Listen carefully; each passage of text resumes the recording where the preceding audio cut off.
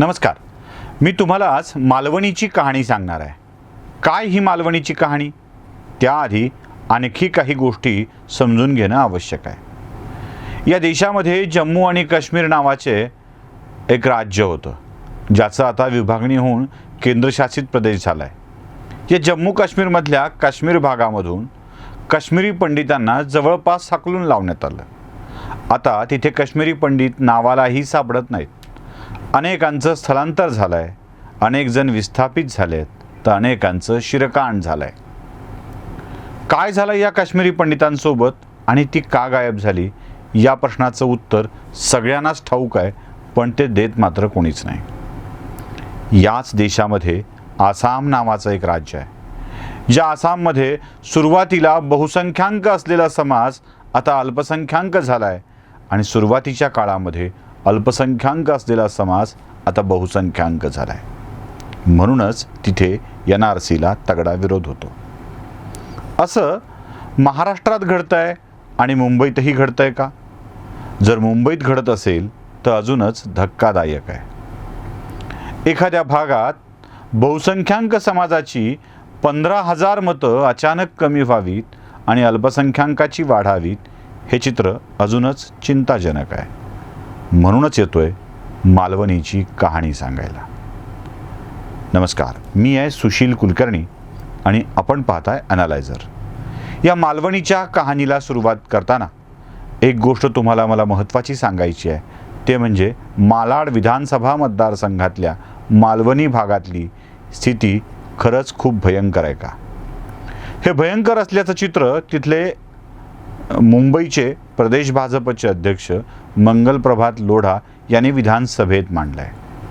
खरं तर मंगलप्रभात लोढा यांनी मांडलेले विषय इथं मांडल्यामुळं पुन्हा एकदा हे चॅनल भाजपचं IT सेल असल्याचा आरोप होईल, पण लोढांनी मांडलेला विषय खूप महत्त्वपूर्ण वाटतो आणि तो तितकाच जगाच्या समोर यावा इतका आवश्यक वाटतो. लव जिहाद आपण बघितला असेल, त्याआधी नुसताच जिहाद आपण बघितला आहे. आता लँड जिहाद सुरू होतोय की काय, असा प्रश्न पडावा इतकं हे गंभीर प्रकरण आहे. लोढा मांडत असलेली आकडेवारी त्याही पेक्षा गंभीर आहे. लोढा एकूण संख्येविषयी काय बोलतायत ते पहिल्यांदा ऐका, मग तुमच्या लक्षात येईल. पर माननीय अध्यक्ष महोदय, महाराष्ट्र में क्या हो रहा है? महाराष्ट्र में अध्यक्ष महोदय, मैं ये वोटर लिस्ट के ऊपर से आपको बता रहा हूं. आप 5-5 साल की वोटर लिस्ट का चेंज करके देखिए.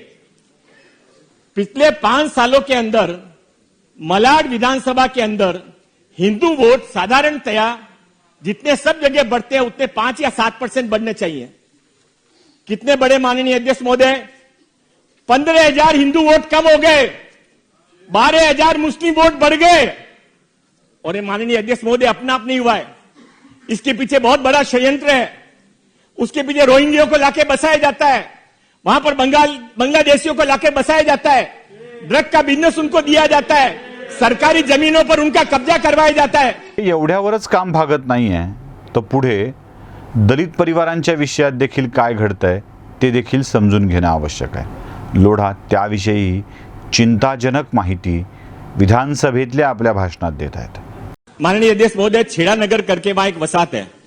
5 साल पहले वहां पर 108 परिवार रहते थे, आज भी 108 परिवार रहते हैं. खाली फर्क इतना पड़ा है कि पहले 108 परिवार हिंदू थे, अब उसमें 60 परिवार हिंदू बचे, 101 परिवार को वहां से छोड़ के जाना पड़ा. क्यों छोड़ के जाना पड़ा? उनकी ओपन स्पेस के ऊपर वहां पर जबरदस्ती इलीगल तरीके से एक मस्जिद बनाई गई और मस्जिद के अंदर दिन रात वहां पर आवाज की जाती है.